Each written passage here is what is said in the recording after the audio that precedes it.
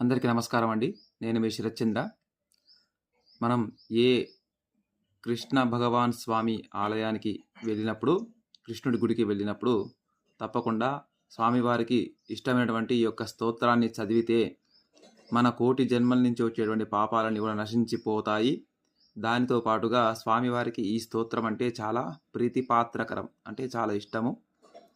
ఈ స్తోత్రాన్ని చదివే ప్రయత్నం చేద్దాము. ప్రతి దేవాలయానికి, కృష్ణ దేవాలయానికి వెళ్ళినప్పుడు ఈ స్తోత్రం అందరూ కూడా చదివే ప్రయత్నం చేయండి. జయ శ్రీకృష్ణ. నాతో పాటు చదవండి మీరు.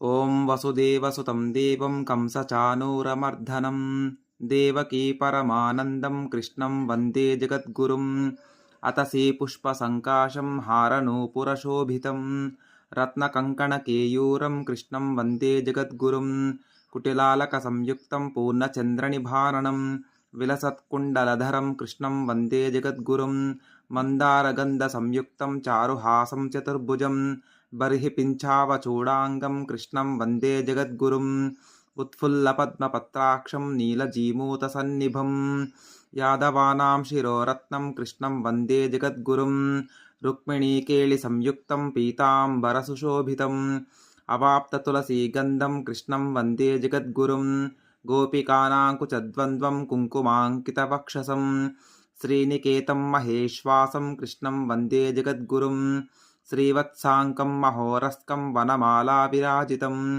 శంఖచక్రధరం దేవం కృష్ణం వందే జగద్గురుం కృష్ణాష్టకమిదం పుణ్యం ప్రాతరుత్థాయ యః పఠేత్ కోటిజన్మకృతం పాపం స్మరణేన వినశ్యతి.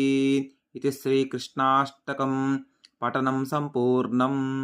జయ శ్రీకృష్ణ. అందరూ చదివే ప్రయత్నం చేయండి.